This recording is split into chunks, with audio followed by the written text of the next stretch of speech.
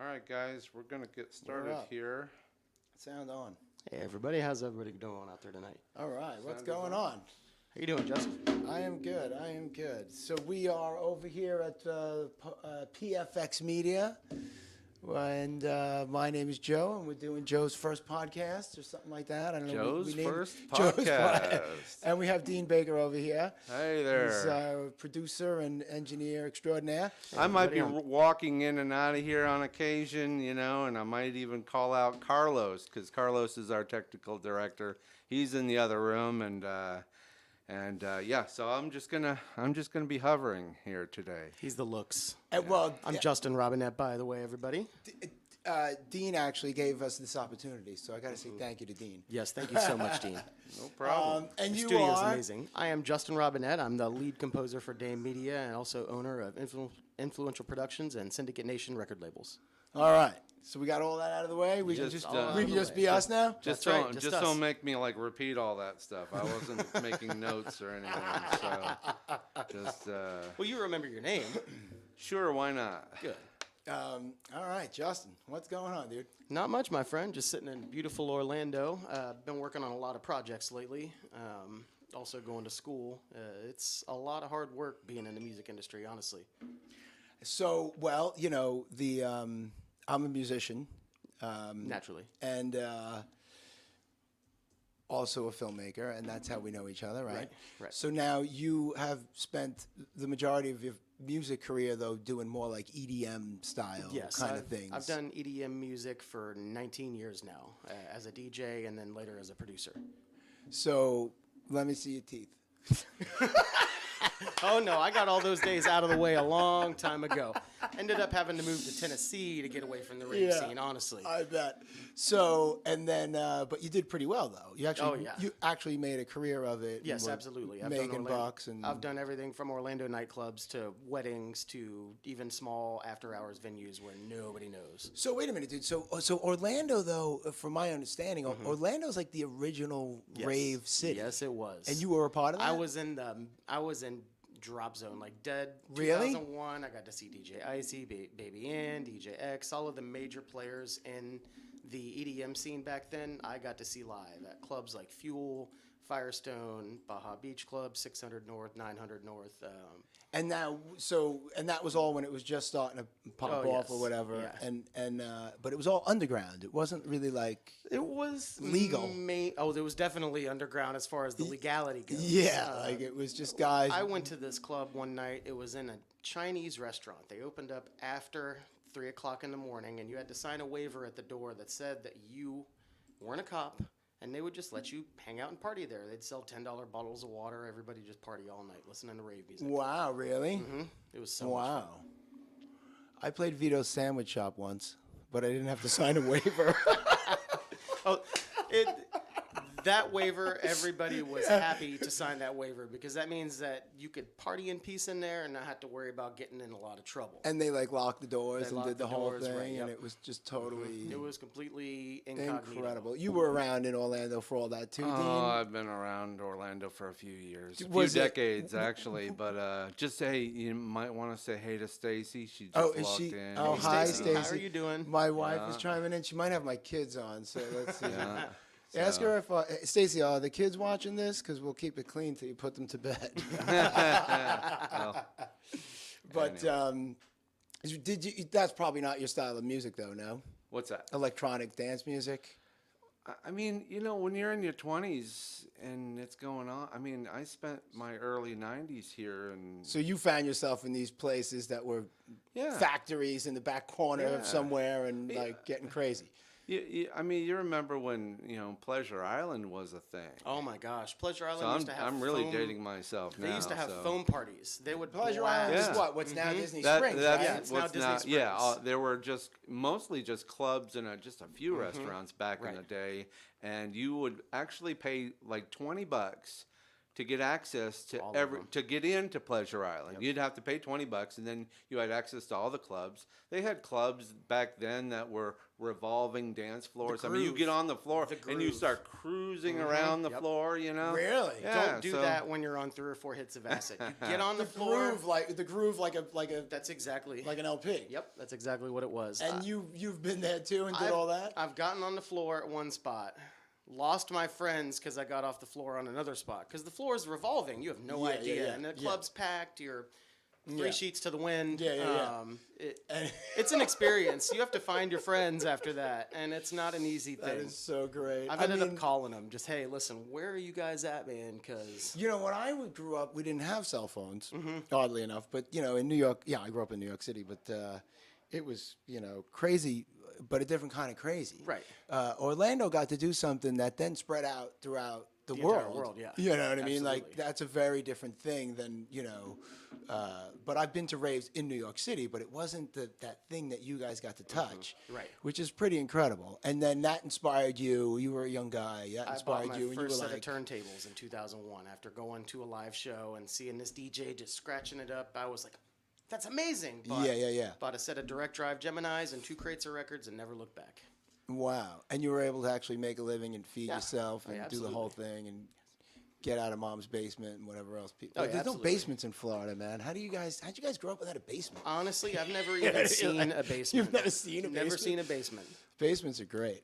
But It would be really cool to see a basement. I'd like to own a basement one day just to say that I have one. Like, yeah, you I've can been in go stay the basements basement. where the house was built around a tree. And they actually cut the tree at the first floor level, and when you go in the basement, it's dirt and rock. The stump is with still a down tree. there? The tree, it's holding up the house. No way. Yeah. I would not go back in there. It's holding up the house. Yeah, basements are a cool place when you're like a young boy with your friends over, and you're like, all right, let's go hide in the basement and do whatever we wanted, But all right, so you do the EDM thing, and life is good. And where do you find yourself transitioning into film? Well, I was looking for a better way about 5 years ago. I was looking for a better way to record my DJ sets. So I went down to Guitar Center, and the guy's like, oh, take this program, Ableton Live. You can record all your DJ sets. I get it home, and I realize I have a music powerhouse. He didn't sell me a recording software. He sold me the all-in-one package. So I dove in head first, and about 2 years after learning the software, my ex-fiance decided she was going to tell me about this acting opportunity. I've always wanted to be an actor. I'm very outgoing, Gemini all the way.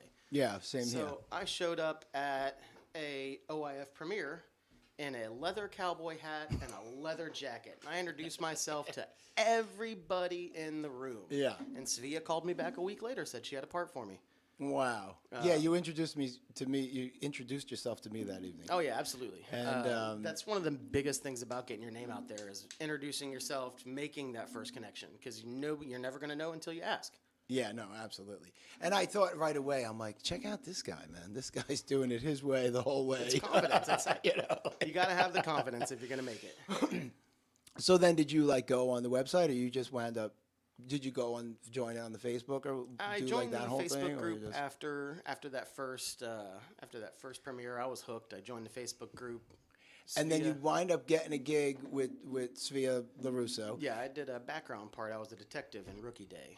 Okay, and that was it. You were bit by the bug. It was over. Oh yeah, absolutely. But now we worked on a set together too, that didn't was we? Do Arlene's set. That yeah, was what was that? aerobics. Oh, that's right. It was aerobics. That's It was right. a late night shoot, I believe. So that wasn't your first shoot. That No, was that your was my second shoot. Yep, that was my second shoot. That was my first shoot with lines, though. Oh, that was your first time with lines? Yeah, my first shoot I did, my whole entire job was to sit here and be exasperated at Dina Richter. And Who I love. I love Dina Richter Yeah. to death. She was so much fun to work with on that set. Yeah. So, Now, but where do I know her from? Dina Richter is part of the local film community. She runs around OIF quite a bit. She, Oh, she okay. gets into a lot of Yeah. films. Yeah, she's Absolutely. cool. Yeah, she's. But I guess she's. I don't know if. she's a little bit older now. She's definitely a But- little Are older you now. really doing this? Not only are we calling out her name, you're calling out her age. Oh, I love Dina. Yeah, well, because as actors, like she's not getting the part of a 30-year-old, right. but I don't know what connection she has but she loves the Beatles. She posts a Yes. lot about Yes. Paul McCartney, Paul McCartney. and maybe even I met him think a she few met times Paul or and something. Linda a long time ago. Is what it was. So that's kind of cool, actually. Yeah, I'm not a huge Beatles fan. Are you a Beatles fan, dude? I honestly can't say that I am. No. Yeah, I can't either, dude. They don't make anything electronic, so. Yeah, it's funny. I'm an actual musician. I'm an instrumented musician, and What's your but instrument they of never choice? they never spoke to me. The Beatles. I play guitar and bass. I play the piano. For Oh, you do? I do. I actually taught myself. There's so many different ways to learn nowadays. You can Yeah. download software. Melodics.com. I was able to learn in 4 months how to play the piano well enough to get into the ballpark. Yeah.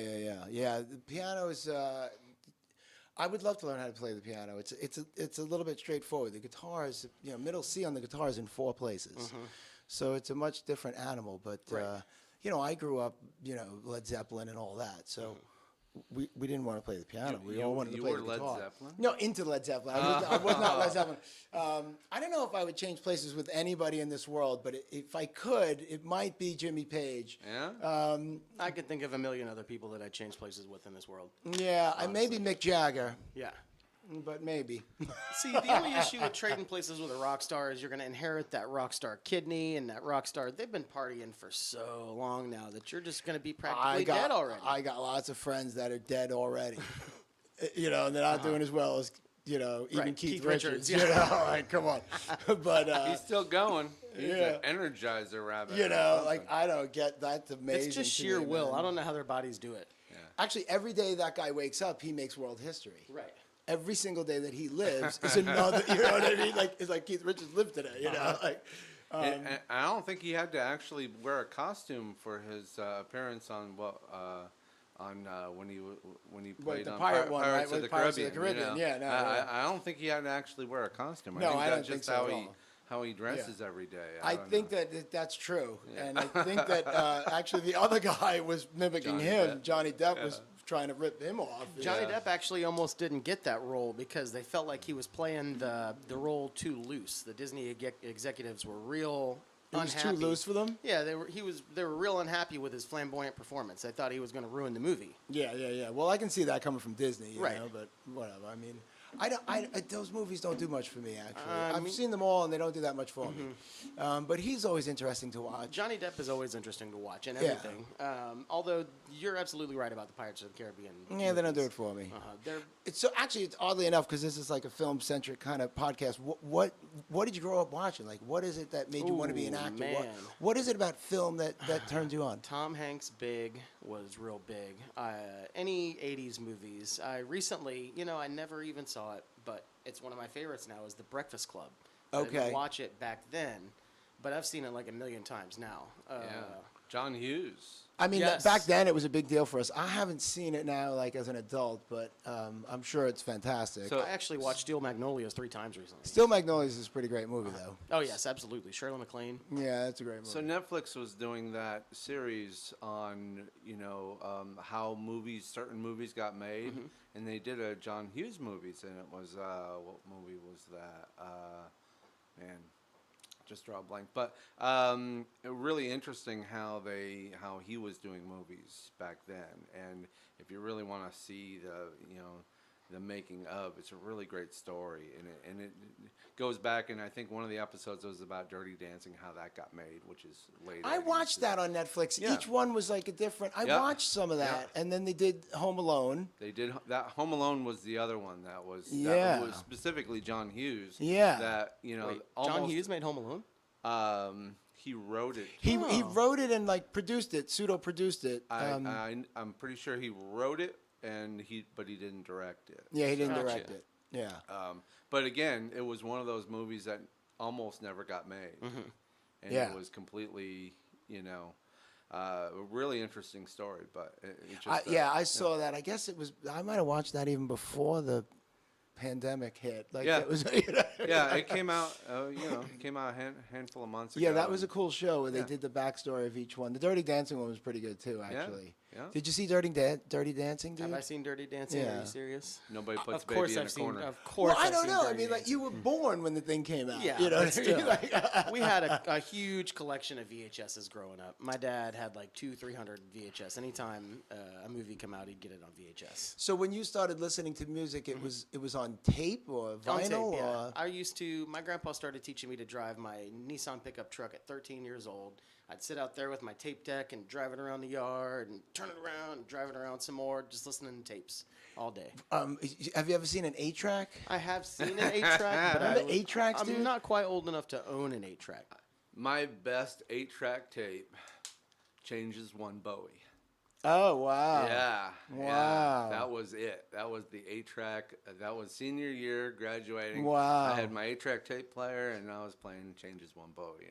That's great. Yeah, That's is that a great, hell of an dude. 8-track? Wish I Yeah. had it to this day, you know. Yeah. And I even had the Kiss, the singles, you know. when Oh, okay, yeah, They yeah, all yeah. went. They all went singles, you know. I have a customer that I go into. Yeah, I go home to home in case anyone doesn't know out there. I go house to house grooming people's dogs for a day job. So I go into everybody's home. Everybody's, you know. And people are paying you to people do this. pay me to show up. It's you don't incredible. just show up without. No. I you actually know. do the work There's- and the whole bit, right? You know. So, but I don't do the work in the. I know, right? Yeah. Why is this guy petting my dog? It's more like, oh, the dog room is creepy. But and I don't do the work in the home. I do the work in the van. But I have this one customer who has this. She's a collector of like very eclectic stuff, and she's got a wall filled with those old 8-tracks where it's like, I don't know, maybe 10 awesome. inches by 10 inches with a single speaker and like a TNT bomb, you know, to switch the tracks. Right. And she's got a whole wall of them. That's awesome. The I thing have is that. amazing. It was yellow.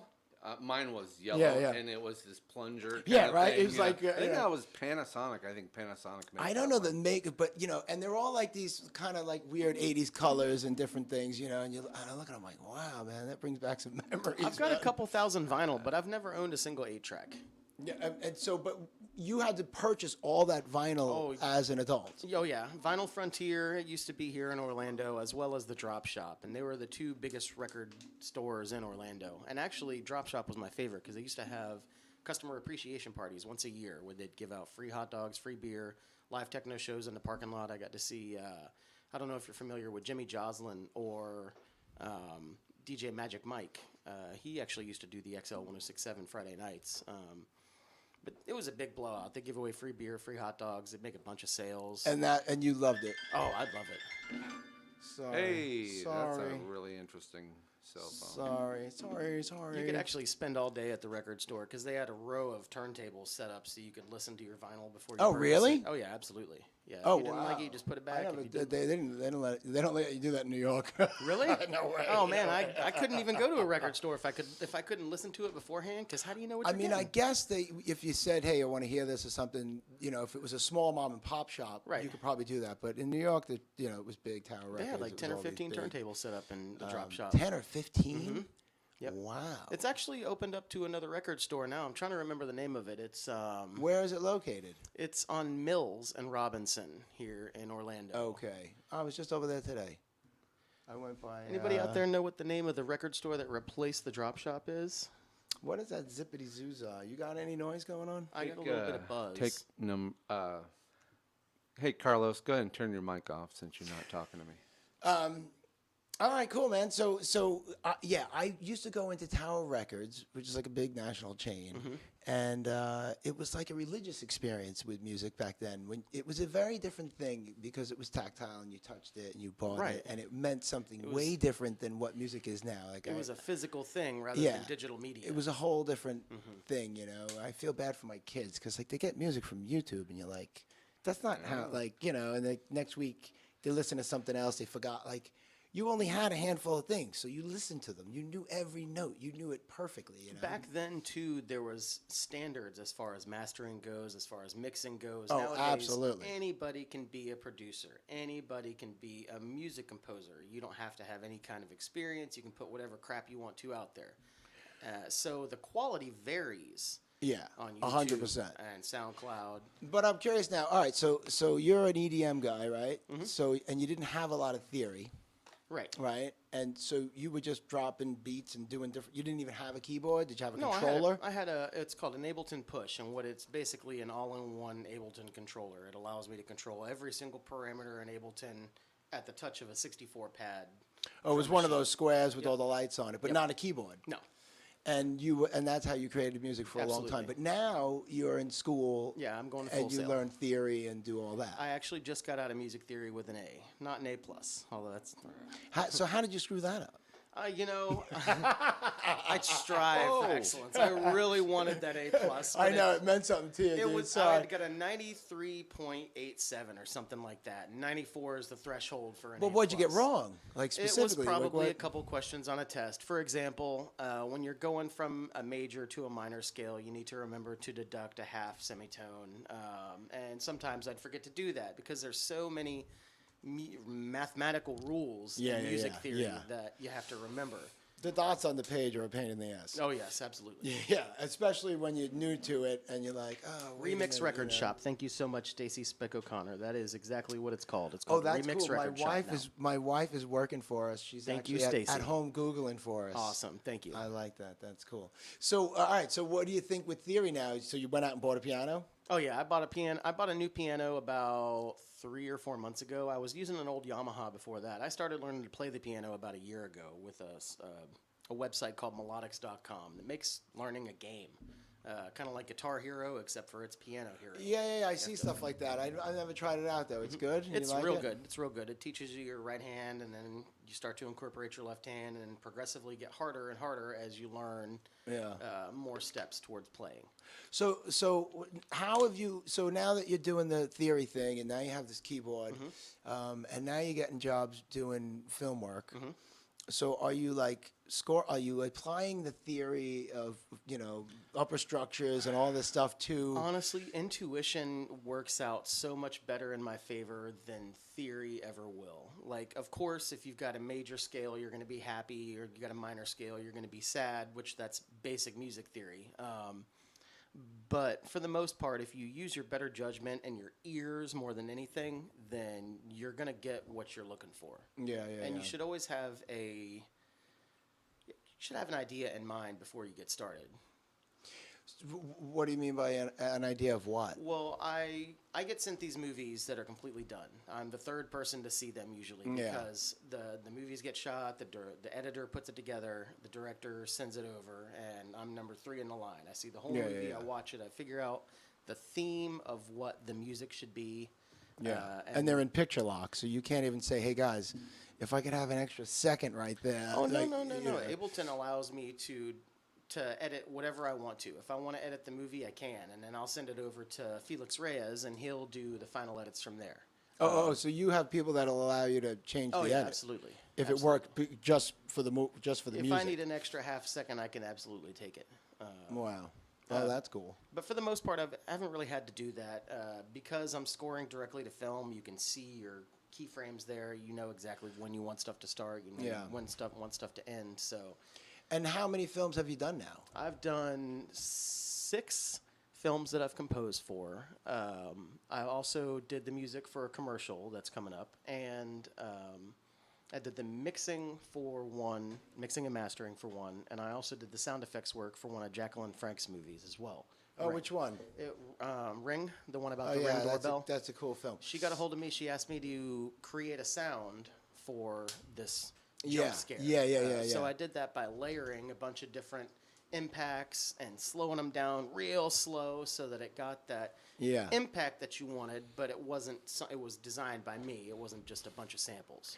So that movie, we watched that movie at the last event because we haven't had one since, right? Because of the COVID, whatever. Right. So my son, in case Jacqueline ever hears this, my son Kyle loved that movie and thought it was the best movie of the night. Awesome. Yeah.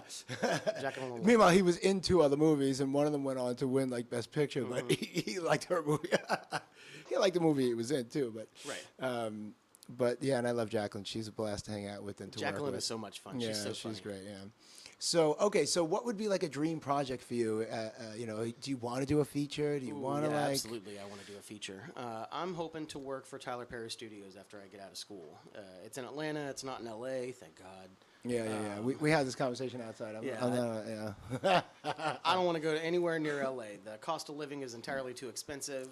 So anywhere on the East Coast would be fantastic. And I'd love to work for a feature film or commercial or even a video game, honestly, because I like a lot of the chiptune sounds. I like a lot of the analog 8-bit sounds that you get from the old Gotcha. Sega Genesis and the old Nintendo games. There's a lot of real cool synths and stuff. That you can play with. Absolutely. So, but you're willing to start at the bottom? You'd go up there and say what? Hey, guys, I'll sweep the floors until you let I'm me not going to show start myself? at the bottom. You don't want to start at the I'm bottom? not going to have to start at the bottom. I'm doing everything that I have to do in order to make sure that I get a good job after I get out of school. I'm maintaining a 3.9 average. I'm working in the industry already. I've got an extensive IMDb page. I'm running 2 record labels, managing 19 separate artists right now that I release for. So why don't you just become Tyler Perry Studios? Like, why? One of my this is professors, always the question when you get like an industrious guy. It's like, one of my professors actually said the exact same thing. He said, "Why are you going to work for a studio when you can create your own?" Which makes sense, but then I am going to have to start at the bottom.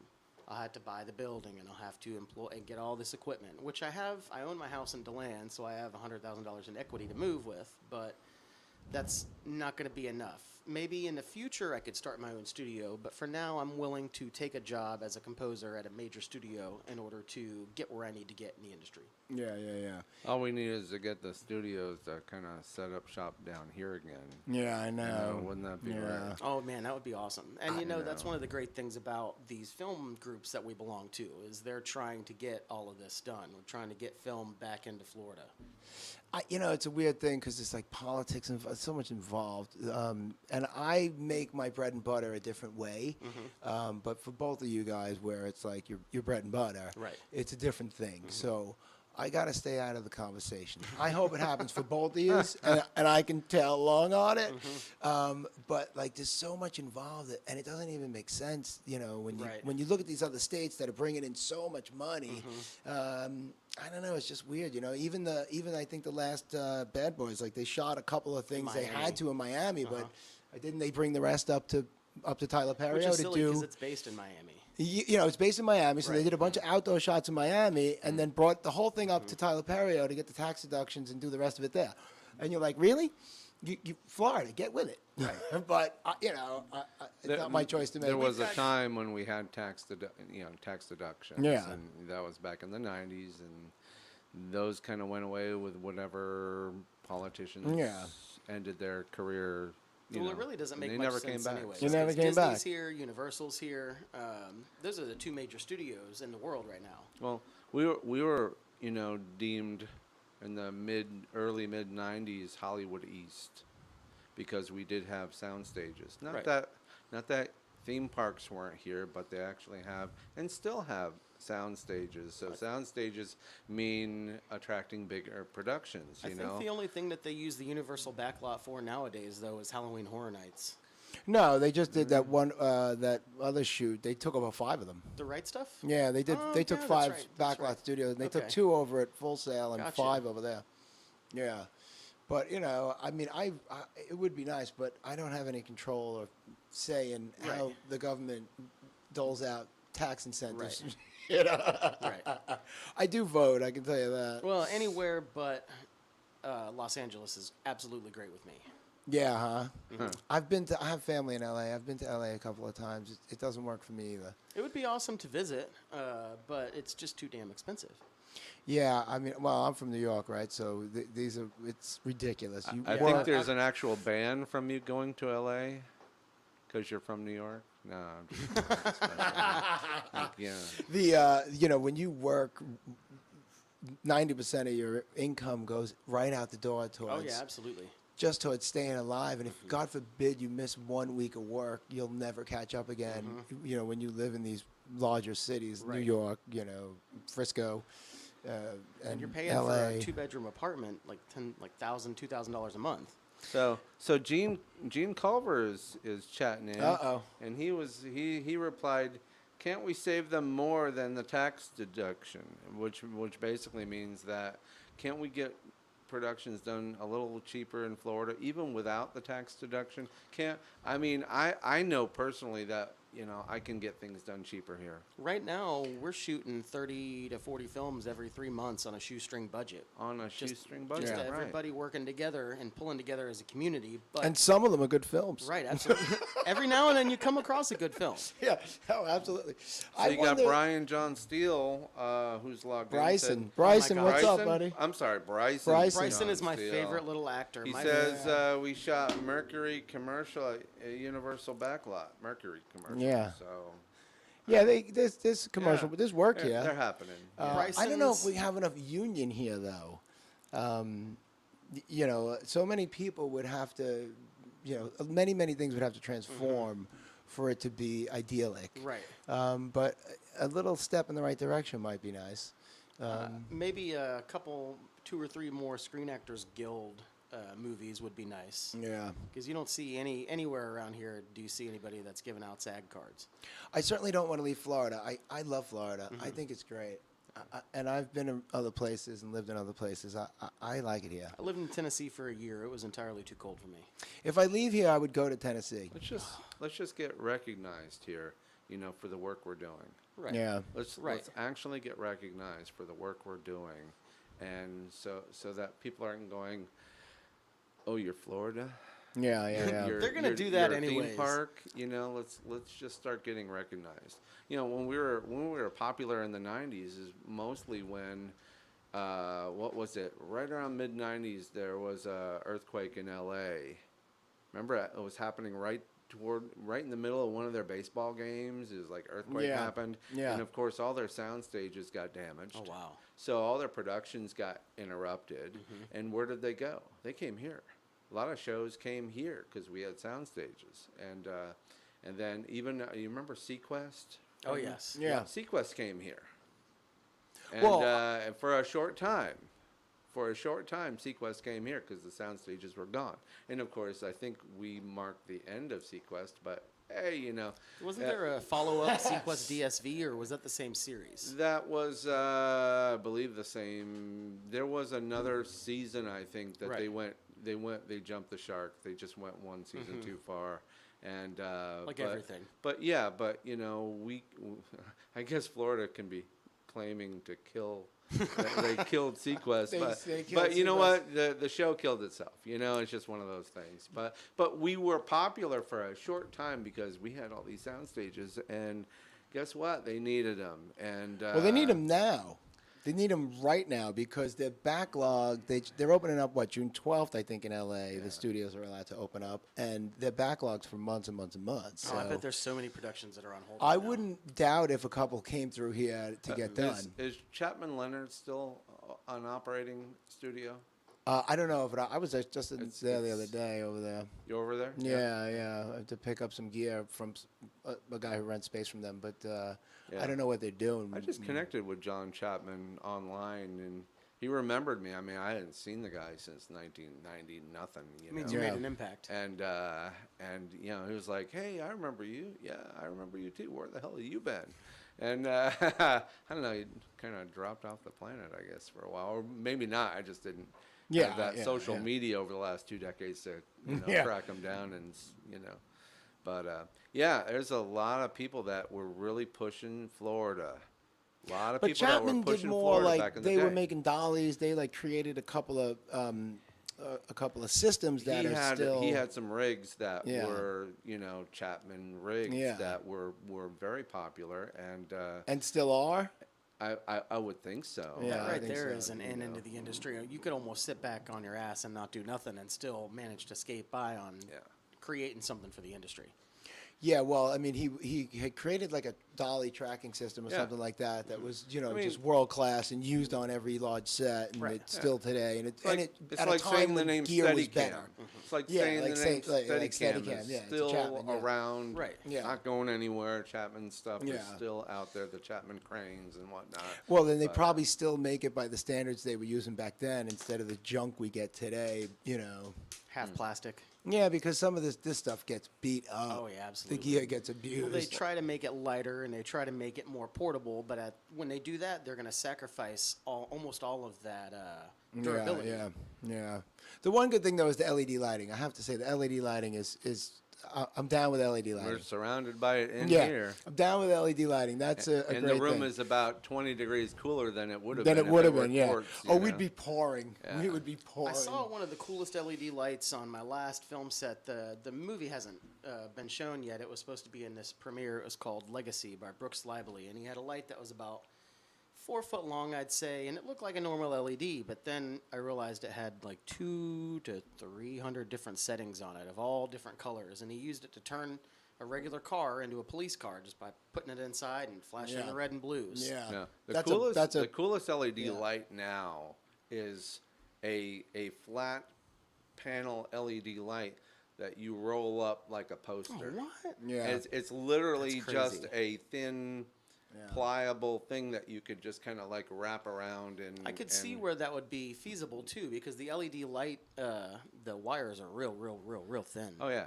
they're just low wattage, low low heat, low everything. Mm-hmm. It's Actually, terrific. I'm a big Nine Inch Nails fan, and Trent Reznor would put up a scrim that you could see through that had LED lights in it. And so you'd be watching the band, and as a techie, like I notice when the scrim comes down, the lights go out, the scrims come down, I Right. see it all happening, but everybody else doesn't see it. And then all of a sudden, as they're playing, like a fire begins to start. And it's like, it doesn't look fake. It looks like a real fire. Like it's perfect. And you can see right through the wall.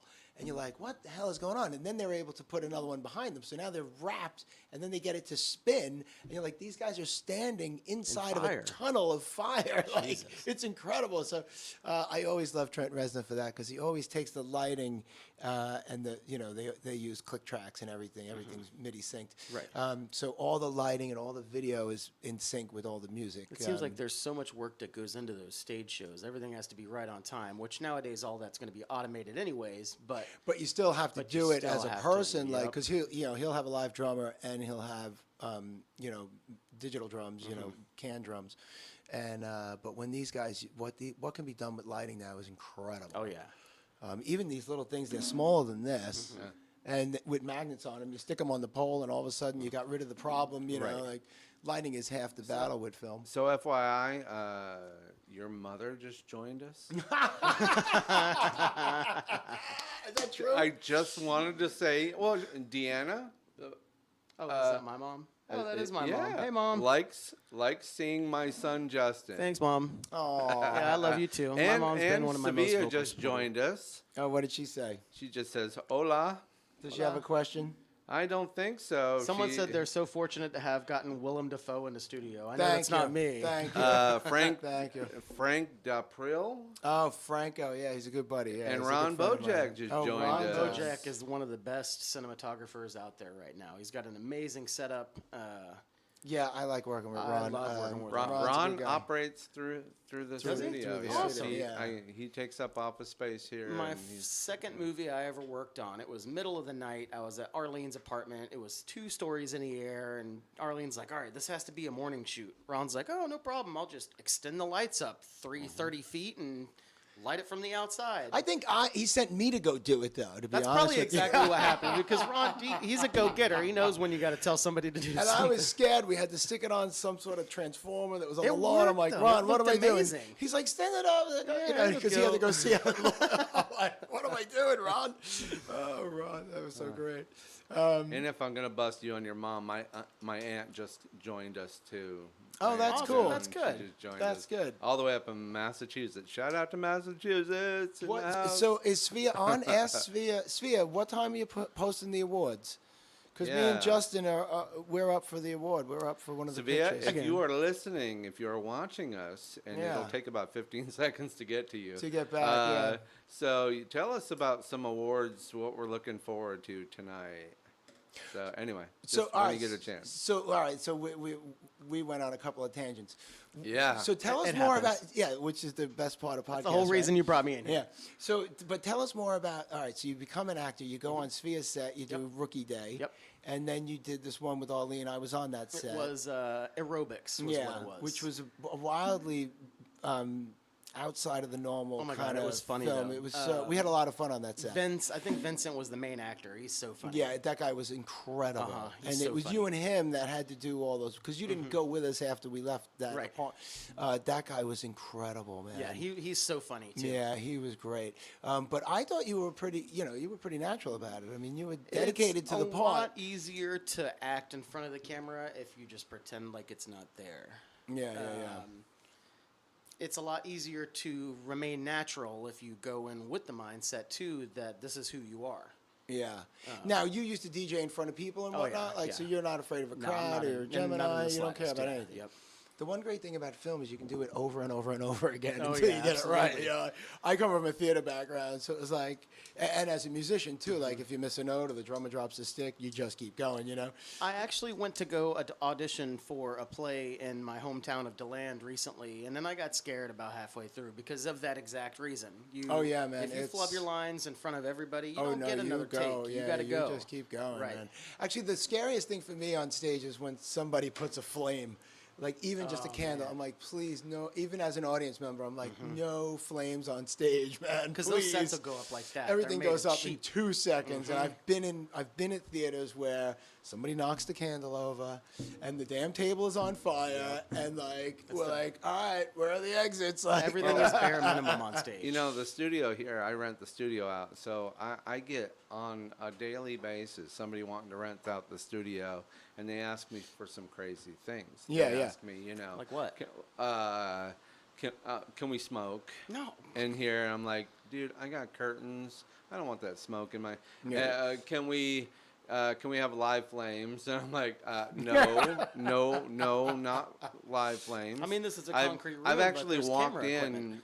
on a rental one time, and they were lighting off firecrackers in my In the studio. No way. And I shut them No, down yeah, fast. you gotta go. You, You're know? like, you guys gotta go. I had some younger. I'm assuming they were younger guys. I had some younger guys one time said, "Can we drink in here?" You know, and me being the age that I am, I go, you know, first of all, if I want to drink somewhere, I'm going to drink somewhere. I'm not going to ask permission if I can drink. we don't so ask. if you're underage, so my immediate response was, no, you can't drink No, in you here. can't drink. How old are you? No. You know, I didn't even have to ask Yeah. them. They're Right. probably 18, and they're thinking they're kids. They're thinking, this is going to be a house party, and it's not going to happen here. So, Yeah. and then, and then Joe. Uh-oh. Joe. Uh-oh. Don't even get me We're gonna started. get mine. Rents my studio, and all hell breaks loose. course. Joe comes Anytime Joe in, goes anywhere. and I'm still scratching my head. It's like, man, Hurricane Joe just came through here, and I'm Little bit. still reeling through that. I'm still looking at some of my walls. If it makes you feel any better, you're doing fantastic. Yeah, no, Joe did it. I still haven't seen the film that he did up. Which one? What one was that up in To the Call hallway? or Not? No. Up in the hallway. The hell was the name of that film? Somebody tell us the name of that film. You can't remember. This They was all not started that doing long it ago, together. Joe. It was called, I have no idea. My kid was in it.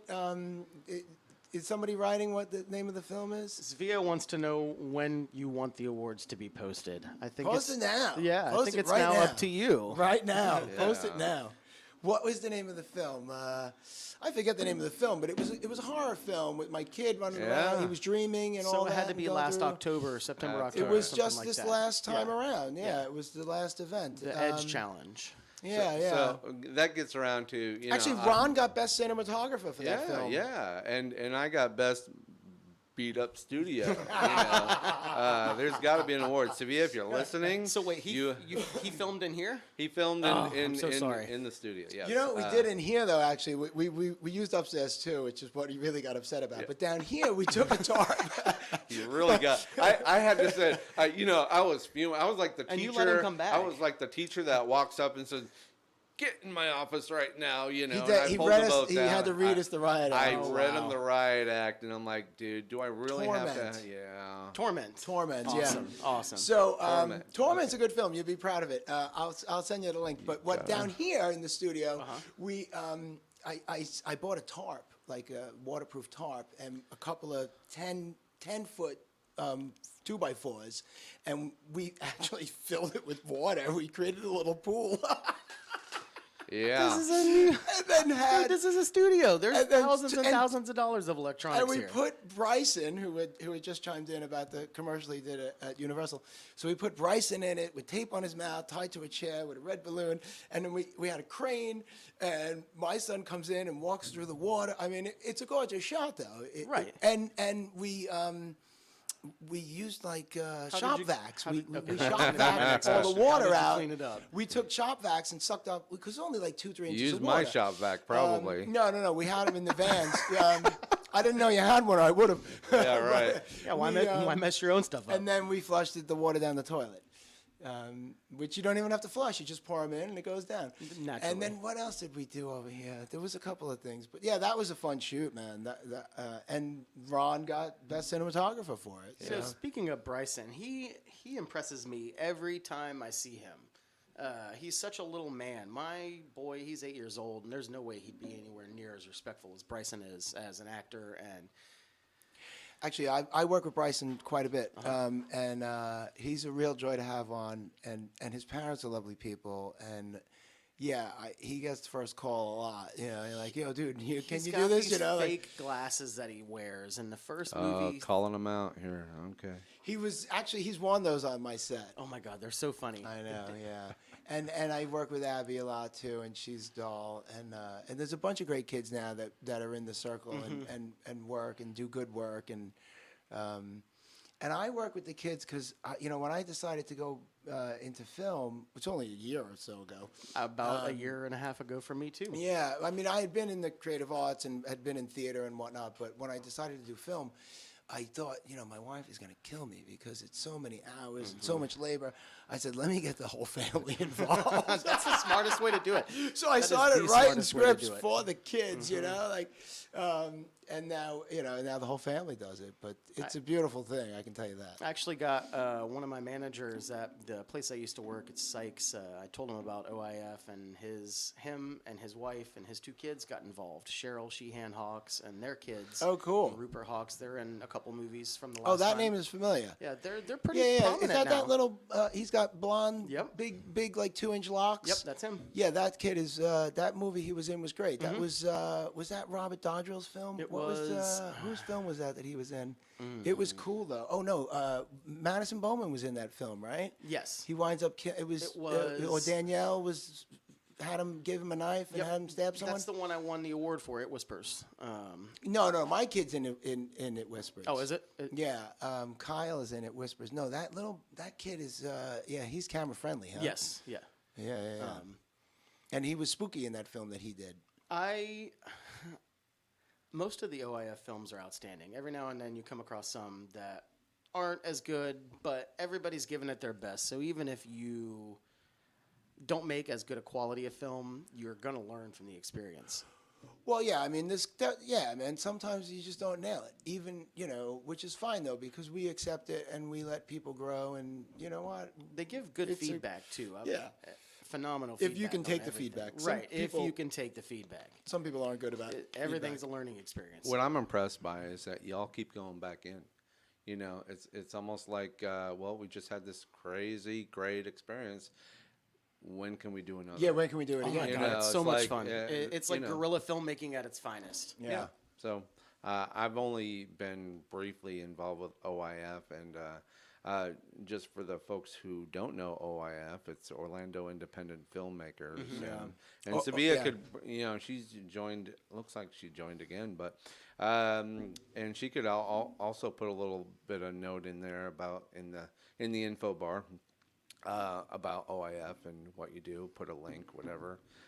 Please share and ask. And, Frank's been really chatting away like crazy here. Looks like he's just... Oh, who, Frank D'April? Yeah. What's he saying? Well, he's been just kind of everything... He's been just commenting on everything you've been doing. So, everything you've been saying. So, Frank, I just can't... I'm just not going to repeat everything you're saying, but he's been chiming in like crazy here. So. You're being very Franco's a interactive. good I'm friend. editing. I'm Fra- editing. Franco, I knew from I grew up with him on Long Island, and then he came down here many moons ago. Is that why you came down here? And then no, but he was definitely the first call I made when I was thinking about it. I was like, dude, Awesome. you know.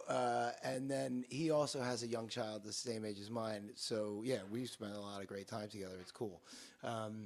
But you know, that's the whole thing about Facebook, like, because sometimes you lose people in your life. Everybody's you know. connected nowadays. For even us, if you like lose them. you didn't speak to somebody for 20 years, and then all of a sudden, like Facebook come out, and you're like, oh wow, hey, where you been? Like, how are you? You know, like, Right. So Facebook has been a wonderful thing that way, but you know, not everybody you want to reconnect with, but the ones that you can. Social Oh, media. right. I Social didn't- media is so I important didn't nowadays really too. like this You person. know, I but- didn't really care for you then. I don't care for you Okay. now. You know, I give everybody a chance to grow. Right. You know, but actually these days, Facebook is fairly ridiculous. Well, social media is so important too in the industry that we're in. You almost have to have Facebook and Twitter and LinkedIn and every single social media site so that you can reach the maximum amount of people with your content. Yeah, I mean, I don't. I just. I'm not a good at the whole shameless self-promotion thing. neither, I am not good at that. Me man. neither.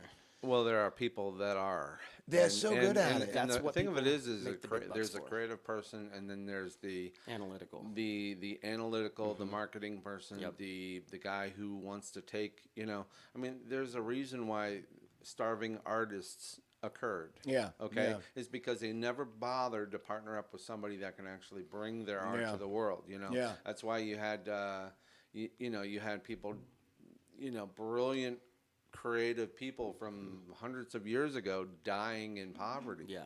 Just because it just didn't happen for them, and it still happened today. You have an artist who's trying to do their work, and they're not being.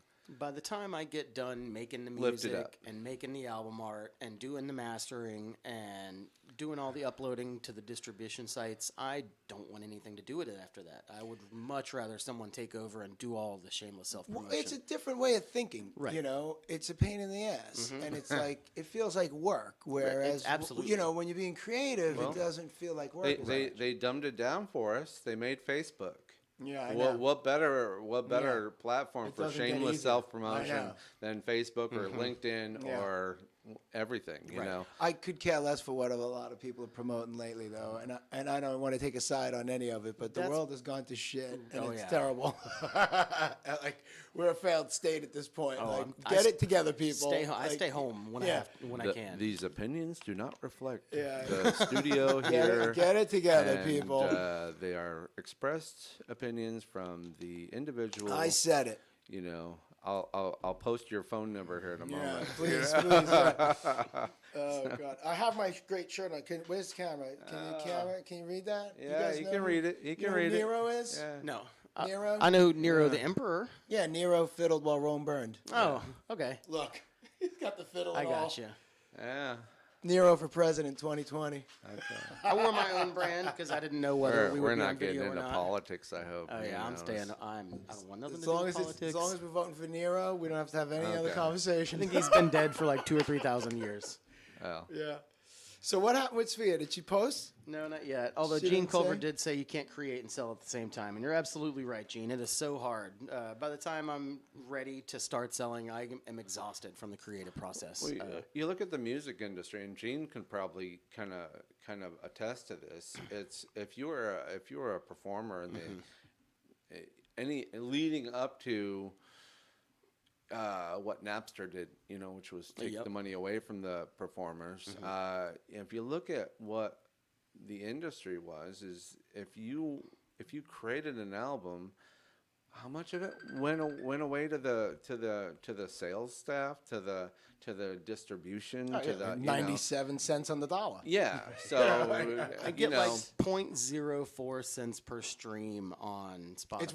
It's worse And- now than it used to be. and I'm not sure. I mean, yeah, it seems to be a little out of balance because it's been out of balance for Right. so long. But Yeah. they're the ones sticking a lot of money into getting your message out, your product out, and it's unfortunate, but it's going to happen. Then you try and self-distribute, and Luckily, there's Ooh, sites that's like a long journey. Beatport. Luckily, there's sites like Beatport and iTunes that don't charge per stream, and they don't pay you per stream. You pay for the song, and then I get, I think, 85% of my royalties. Oh, you do? Yeah. Nice. Oh, that's pretty and great. then my distributor gets the other 15. Yeah, that's which is kinda symphonic cool. distribution. I think the greatest thing about the music business right now is that the musicians are forced to tour.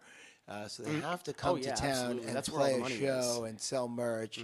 And actually, like this guy Frank that keeps chiming in, you know, he goes to a lot of shows and he loves to actually support the band. He Gene knows. just posted. He just posted. It can cost $100,000 to, on the low end, to break a song. Oh yeah, absolutely. If you're trying to get onto the Billboard charts, unless you've got a hit, you have to push. And Cost then he says, 100 "Thank grand." goodness for 100. TikTok." Mixing and mastering engineers are not cheap. Good ones. Renting studio time. They've got all those specialty microphones. They're going to give you a better product if you're paying the bigger. Oh, money, absolutely. And they've got the better resources in place to get it actually out there. Yeah. Yeah, I mean, I'm a jazz head, so I like to see it live. Right. I listen to jazz. I listen to some, and it's well Sorry to hear recorded. Why you don't like jazz? I honestly, if it's not techno music, I don't like it. If it's not techno, you don't That's like exactly it.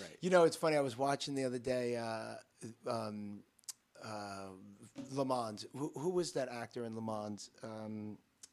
Not James Dean. Anyway, so in the '70s, a lot of the cool music was Synthesizers jazz. started coming out. No, it was all jazz. Right. And it doesn't work with the movie at all. Like, it's horrible. You can't put jazz in a movie. Like, it almost never works. Right. But so you're watching. You'll be watching. What's it? Steve McQueen. So Yeah. Steve McQueen is in Le Mans, right? And the whole opening sequence is him driving this old Porsche through, I guess the French some countryside. jazz Right? music. And it's like Miles Davis, and it's like, and it's like, oh no, it's like outside. It's very. It's gosh. not like. It's very strange. I'm looking at it. And I'm like, yeah, this didn't work at all. No. But at the time, it was cool. But Right. I it didn't work watched at all. that film just recently. Did you? Did you And have it any was- connection to the music, or did you see that it didn't work? No, it was completely. Everything was just wrong. It was like one long music video without a point. It actually Yeah. surprises me because all of those synthesizers, like the Rolands and the Junos, and all those started coming out in the 70s and 80s. So I'm surprised that they didn't have a more electronic aspect. Well, there was some stuff in the 70s that they were doing, like 69, 70, 71, but Right. they weren't what came later. Right. But it was the idea of the music is so open that cinematically it doesn't help with the narrative. Right. Because it's way too open.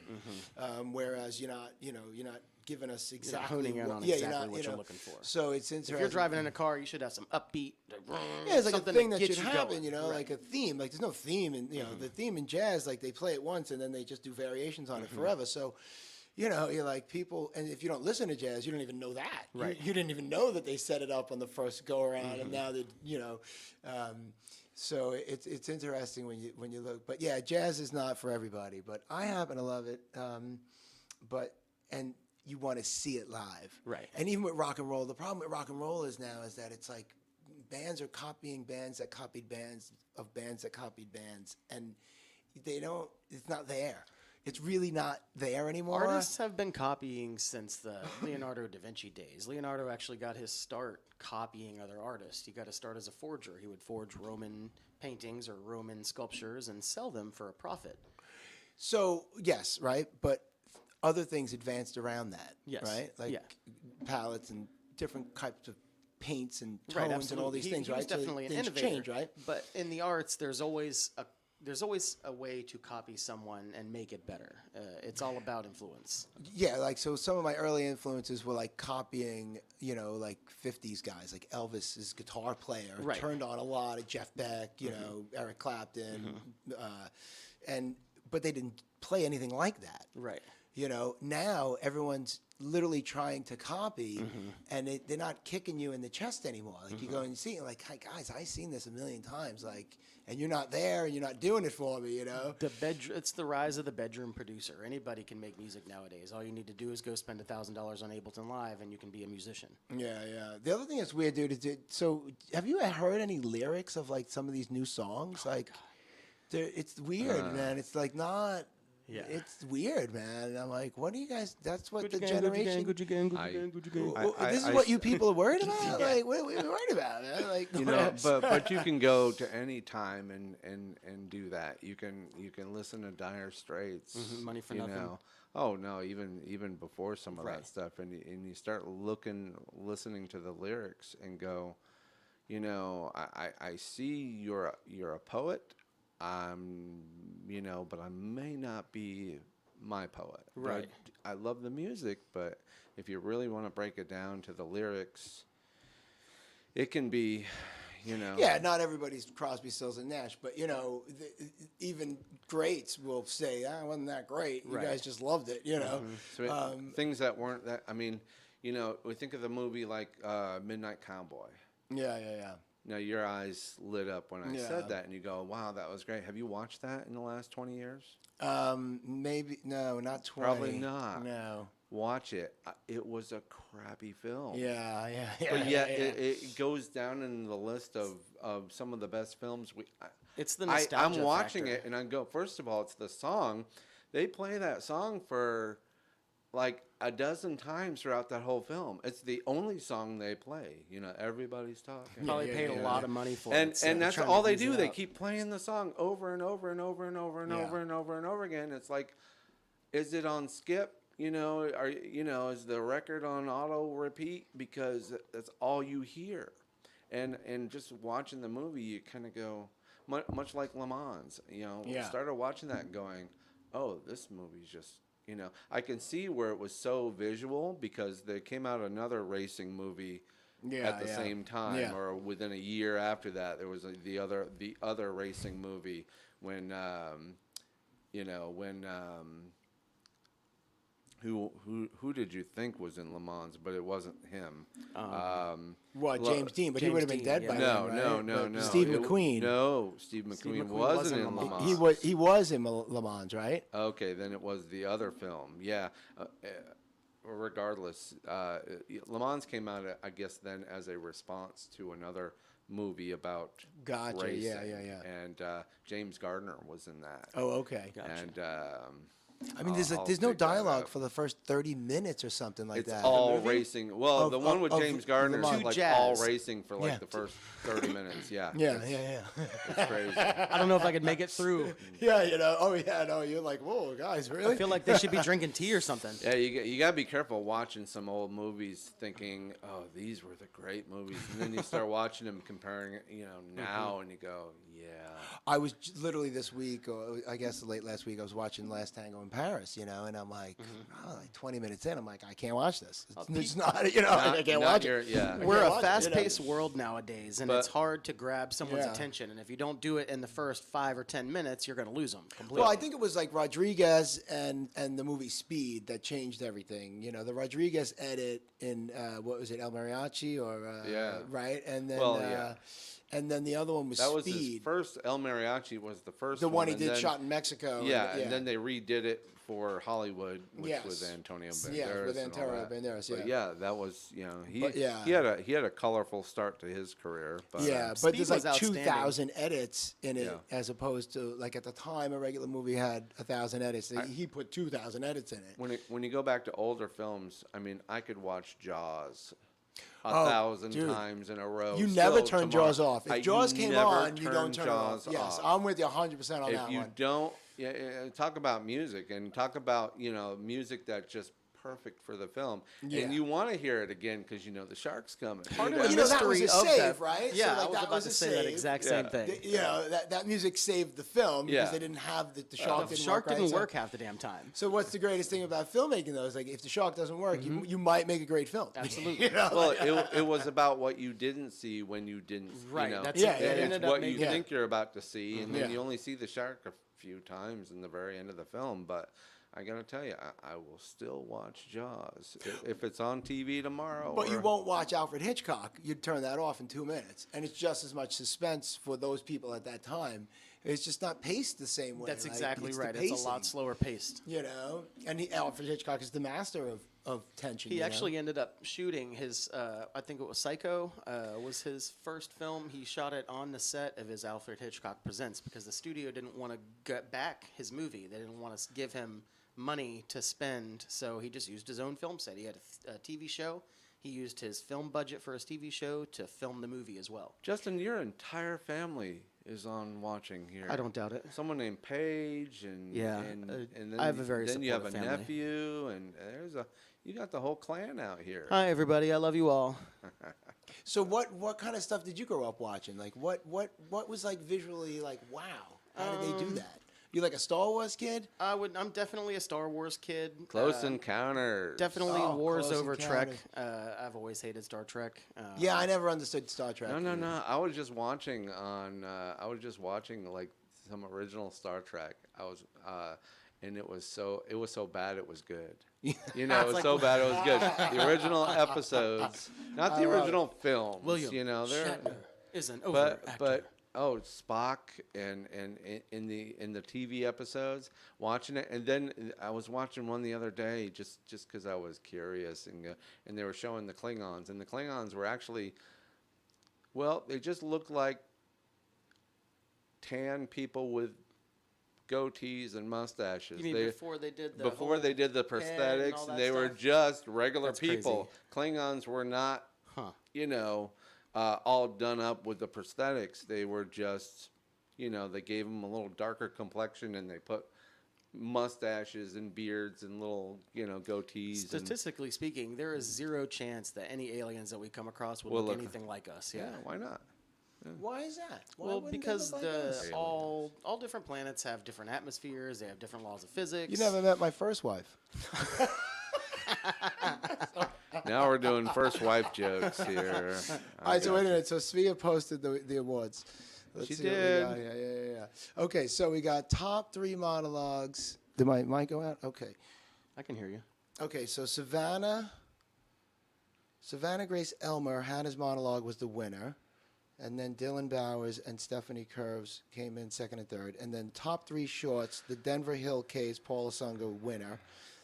Hey, congrats, Paul. Yes. Good job, Paul. PTP, Much Ado About Nothing. And Stephanie Curvis, she's an was absolutely Sarah excellent came in, actress. I guess, second, and Quarantine by Petra Tesla was third for shorts. And then top 3 lead actors, Austin Janowski came in first, and then Jeremy Malone second, and me third. So thank you. You were an actor? I was an actor Sometimes. in Sphere's film with his with him Nice. doing the music, and then lead actresses is Sarah Yarborough, who I've worked with. She's really great, winner, and Arlene came in second, and Petra came in third. So congratulations, Awesome. everyone. Congratulations to everyone. That's totally cool. You know, speaking of Austin Janowski, I don't know if you've seen any of his side projects, Zombies or Human 2, but he's an outstanding artist. Well, he did a whole career in oh comics. my gosh, I love his art He was a style. creative director. I don't know why more people There- haven't picked that There's up. still zombie stuff being done? Yeah. Great. A few years ago, I went to a film festival in Tampa, and I actually had to sit through this one film. It was called Naked Zombie Cheerleader. Sounds like my kind of film. And they covered they basically covered the entire title of the film. And like there's a cheerleader, she's running from zombies, and then the clothes go. And then the rest of the next 10 minutes is pretty much her just running I from think zombies. That's called a porno. No, it really wasn't. But I it have was, friends that love that kind of horror. Shout out to the Tampa people that that this created ran. that. Yeah. I know. I remember. I used to be a big horror buff when I was a teenager and into my 20s, and after having children, I just can't go there, man. Like I can't do horror. I've never really been too much into horror movies. Anything comedy is what I prefer. Yeah, you like comedy? Oh, yeah, absolutely. So I what's like your to favorite laugh. comedy? My favorite comedy? Oh man, that's How about Peter Sellers? Like these guys don't remember. How Peter about Monty Sellers, man. Python? Monty See, Python is. Monty I know Python every line and of the Monty Holy Grail Python. Yeah, is every line, probably yeah. the best movie Meaning ever of made. Life, Holy Yeah. Grail, yeah. Meaning of Life, they got. They took a couple. Life of of hits on Brian. it. Life of Brian. Yeah. That's the one. But the Holy Grail, I know every word, and of course we watched the show like crazy. The Flying Monty Circus. Python presents our The Flying Circus. was And John incredible, Cleese, man. if you follow him on Twitter, he's still out there doing it. Yeah. Awesome. Still, in fact, I think he toured recently as with one of the other Pythoners. Yeah, they were here in Orlando last Yeah. year. What, So, what did yeah. what did they do on tour? Does he just be John Cleese?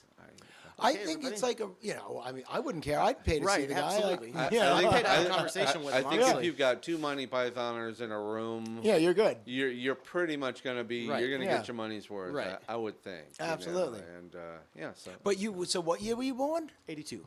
And you would still a Python head, huh? Oh, That's yeah. great. Yeah, Monty dude. Python's outstanding. You know, the whole reason they did the Yeah, they coconut were wrapping gag, up in '83, You know, like, '84. yeah. So yeah. the whole reason they did the coconut gag is to save money on horses. It's a trick that they used to use on BBC. They would clap the Yeah, coconuts together. yeah. So in order to save money and not have to use horses, Monty Python incorporated it into the Holy Grail. I did that once in a film in a theater piece that we needed a prop gun, and I'm like, we don't have a prop gun, man. Just go boom, Nice. and it worked. Honestly, that doesn't even happen anymore nowadays. You've got sites like Splice or just major sound effects sites where you can go and you could download a million different sound effects for free, or not for free. I pay a $30 subscription, but I get 1,000 credits a month. Wow. That I could spend on sound effects or Carrie Merkel asks, Oh, says, Carrie ask Merkel. Joe about the Heavy Hawk. I hope Oh that's my supposed to God. be Hawk. It is the Heavy Hawk. H-O-C-K? Yeah. So I don't know. me and Carrie were in a band together, and we, band names are a difficult thing to come up with. Oh, always. I need a photo here. I need to see what I'm you. going to tell you were what you happened. I'm gonna Spandex? tell you what Were you happened. spandex? No, Were no, you no, no, no, no, no. long hair? Well, I Were was you about like- to say, did you Yeah. have the long you, hair? you had the you had the rock I had hair. long hair at the time. Yeah, this is not that long ago. Maybe 10 years ago, 15 years ago. So so he's in my van, in my dog grooming van with me. This is up in New York, and we get this is terrible, but we got this dog that was incredibly overweight, which really only it's a very first world problem. Your dog is overweight, you know right. what I mean? Like, but this dog had like 3 asses. Like it had like an That's ass as first that world as it comes. hung over its ass, that hung over its ass, And I just looked at him like, that's one Heavy Hawk, And he's like, that's the band name. That's awesome. So that was a good band. How many Carrie. shows I did you missed do as that. Heavy Hawk? Oh, I don't know. We were together for probably a year and a half, maybe 2 years or something like that. Carrie's one of these band sluts. He's in every band. But And Actually, again, no, it's the probably not a comments band you slut, yeah. hear are not But, expressed opinions of anyone here at my But studio. Carrie's been in a bunch of great bands, man. Carrie, and he's a really great front man. And Carrie's into using guitar effects pedals through his microphone.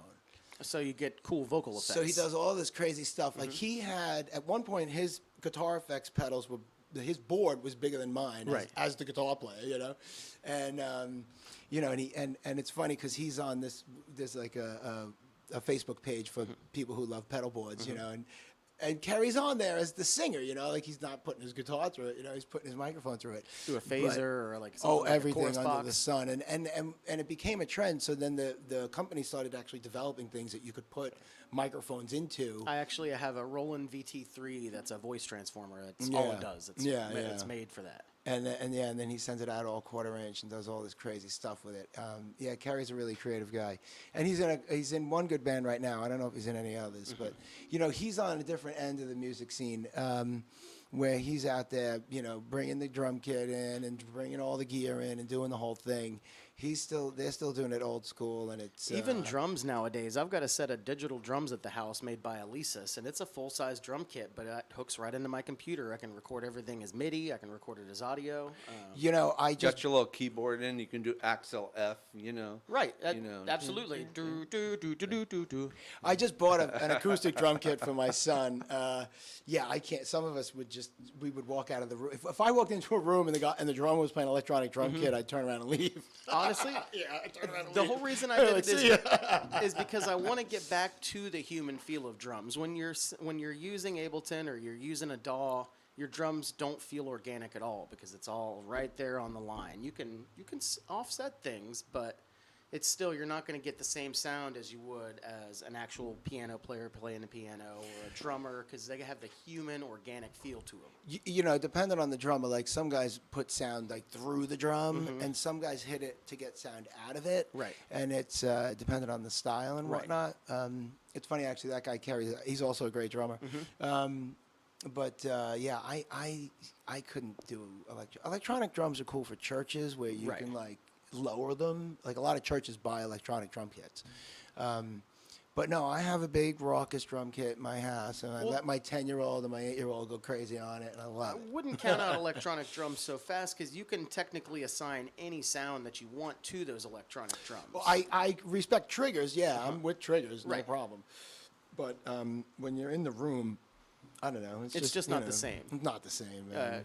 But you get a lot of bleed, though, too, from a set of analog drums. If you're trying to mic record, you're going to have to go back and gate out every other drum that you're playing in order to get a clean recording. Yeah, that's not how it's. That went on for a long time in the middle of probably mid '80s to through the '90s. People were trying to do that kind of perfect. You know, it's been 2 days trying to get a kick drum sound. Right. That's all gone, man. They just mic the and even they go with less now. They'll just put three mics and that's it. Right. Let's go. Right.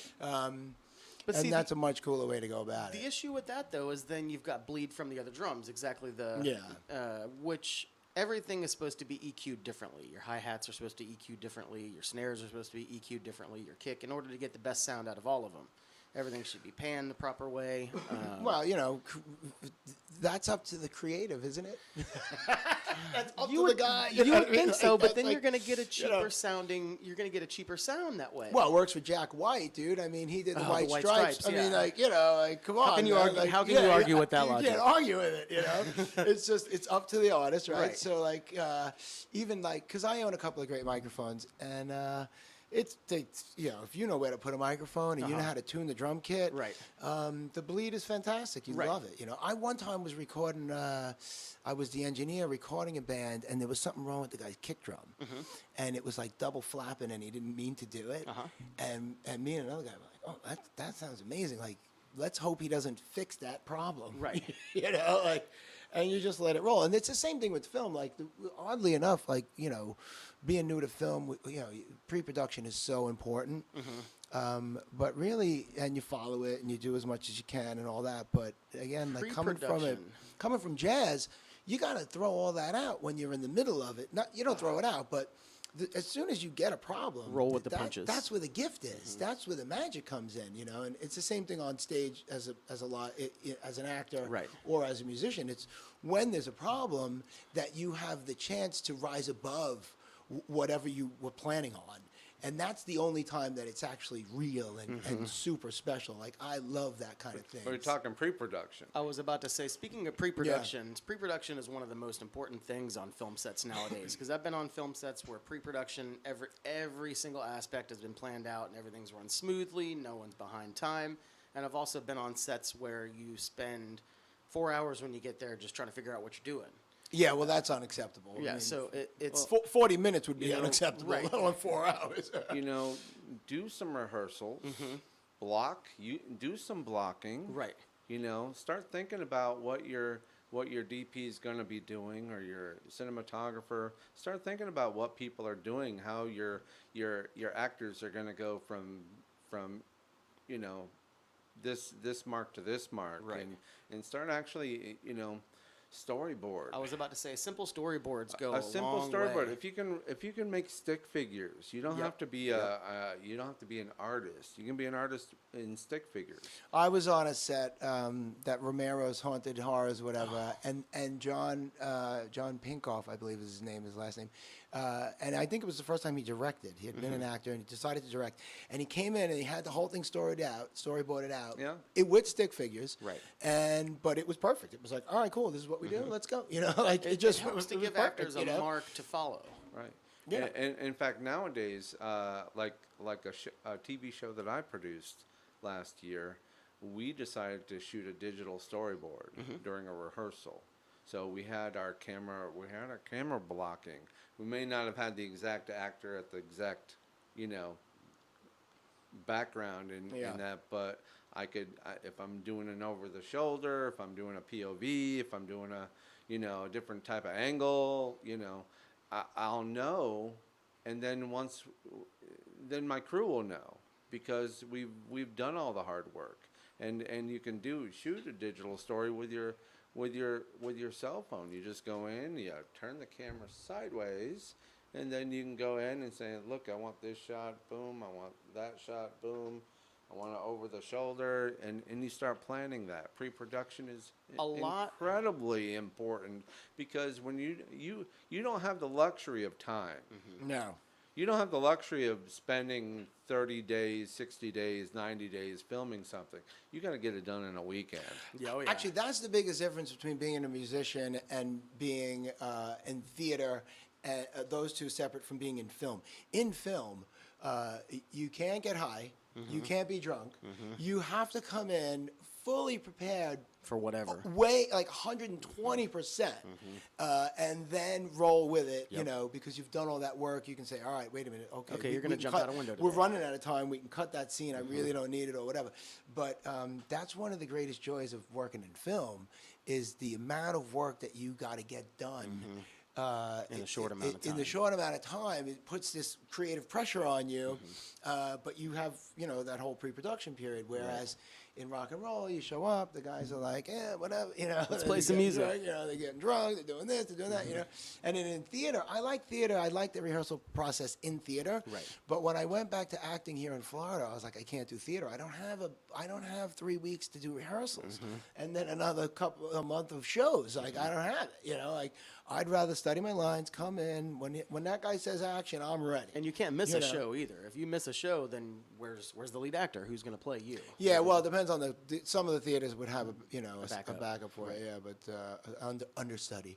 But it's The big difference, though, when you're dealing with these indie films and these unpreparing is makes the difference in the end result. oh god, The more prepared you are, the more your actors have access to the script, the more your director understands what your actors can do. Yeah. You know, all these more things, and preparing, doing a paper edit sets us apart from Hollywood. If we're not doing that, they're doing it. Oh, yeah. Why aren't we? If Yeah. we're not doing it, then we won't be at that caliber of, you know, where everyone else is. You know, people, the powers that be, the ones that are making money. So if you do your storyboard, if you find the right composer to mix your, you know, if you do the you know, do what you're supposed to do. Do what we've all been trained to do, and then apply it. A lot of times it's just taking time to do it. Not time when there's 100 people in front of you and you've got to make it all happen right then and there, but the week leading up to that, the 2 weeks leading up to that, spend the time to prepare. Most of Disney's animated shorts were actually filmed live beforehand for their harder to animate scenes, so they can go back and literally trace over the actors. They called it rotoscoping, and they actually innovated the technology. They would film their actors acting out the scenes and then trace over it to animate their harder to animate scenes. I think Pixar is like the #1 previs company in the world. Like, because how much money they have to spend on animation, their stories are perfect. That's why Pixar stories are so amazing. Pixar stories are They put always. so much work into pre-production that there's no failure. That's how much work they do. Their last movie, Zootopia, had, I think, every single character's hair was individually animated. So they had 20 and 30 million different individually animated hairs per animal. Yeah, they had 20 and 30 million people working on it too. No, it's like, And Netflix just released a series on a TV series called Undone, and it was all rotoscoped. Awesome. It was all, and looked like they had filmed it live action, and then Traced over it. rotoscoped every That's awesome. single frame. It's very well, What very was the well name done. of that Keanu Reeves movie that was the same way? It was about a drug. It was Substance D, I think, was the name of the drug, and it was Keanu Reeves and but it was rotoscoped. Yeah. It was the whole movie was basically animated, but you could tell it was traced over the actors. Yeah. I'm sure though that at this point they probably have some pretty good software that just traces that. Oh yeah, absolutely. You know. So I'm putting out last call here. We've got about 5 minutes. We're gonna wrap things up at 8:30 tonight. This has been a blast. I put it really out there. appreciate you So hosting just this. let's just kind of. Well, before we go though, don't you have you are giving a class? Yes, as a matter of fact, I am. On the 28th of this month, it's a Wednesday at 8 p.m. I'm going to give a composing class live on the OAF site, and I'm going to cover stuff like basic music theory, sampling, the importance of EQing everything right, and Foley. Because there's so many different aspects that need to be thought about when you're composing, and it's more than just dragging some music in and hoping it sounds right. So and you're also going to go over some of the other aspects of how to edit the music Yes, in absolutely. properly, and how to edit in all the sound effects, and how to use some of the software, how to pan things. What about getting location sound? Well, location sound, a lot of times I make my own right at home. There's a million different ways that you can make Foley. Right. Yeah, but he's- still, you tend to want to. I mean, I know there are times if you go film at the beach, Right. forget it. Sound is gone. Oh, You yeah, have- absolutely. You have to Foley. You know, there's a lot of areas where you run Because of that into- wind. because of the wind, because of just You could try and EQ it out, but Yeah. you're not gonna ever No be able one's to get ever it all the gonna way do out that, there. yeah. No. But No, I just had that happen recently. There was so many cars that went by. I had to ADR the entire last, 3 You would almost have minutes. to voice over. I had to add in the car. I had to completely take out all of the audio, all the dialogue. I had to have Re-record. my 8-year-old do the ADR to his own mouth, you Oh, know, wow. and myself. I was actually in the scene, and then I had to. There was shadows that went by whenever a car would go by, and I'd have to add the sound of a car going by. You would be surprised the amount of sound that a microphone picks up. I have to make sure I turn off my fish tank. I have to make sure I turn off my AC. Literally, But you're not anything. dealing with microphone and capture. You are more of a post guy. Right. The class that you're giving is more on post production of Correct. sound. Correct. Yes. And not just for musicians, but for general sound effects. General and sound Foley effects all and that. Foley and all that. what do you do when you need clean sound I and you can't find it in a library? well, Then honestly, you're out there with your microphone and recorder, you're and creating you're it. actually getting it. And that location sound is still important. And I wouldn't leave that out, because you use certain amount of tools to go out and get sound. Well, I mean, it really complicates a production when you just don't even try. Right. When you don't even try to. I've got a sound package, Sennheiser Boom. I've got some wireless mics, got a decent digital recorder. You try your best to get good sound. the BBC actually just released a giant, like 3,000 or 4,000 sample library for free on their website. And that's great. I remember buying a little CD with sound effects on it. I remember one was Indians on horseback chasing. It was like. And that's all that was on that one And I'm CD. like, no, I mean, that just one of them that I just Right. remembered. Just Yeah. pulled that out of my head. But I was like, You're going to use that a lot. I'm like, whoa, when will that actually come up? When will See, I now need call that? up Kerry. Kerry Merkel will take that and stick it through his foot pedal board where his voice is and turn it into a Transpose demon. it, You know? transform it. Or you find all some really, really crazy sound effects out there, and then you make a movie around it. Yeah. There you go. Oh, that's funny, actually. All right, so that's on what day? That's on the 28th at 8 p.m. It's a Wednesday. And it's like, is it a limited number of people? I'm There not is 40 slots available. 40 slots There's 40 available. slots available, so make sure to sign up as soon as possible. There's going to be a 30-minute Q&A afterwards. And are you going to talk about limiters and compressors? Yeah, I'm going to talk and about limiters, mastering? compressors, EQing, mixing, mastering, the and- importance of making sure that everything's on individual audio channels, because everything gets EQ'd differently. Yeah, Your yeah. voice is going to sound different than mine does EQ'd. Yeah. Just like guitar is going to sound different EQ'd than a Well, I piano was telling you, does. like I use 22 tracks of audio Right. sometimes on a movie. Right.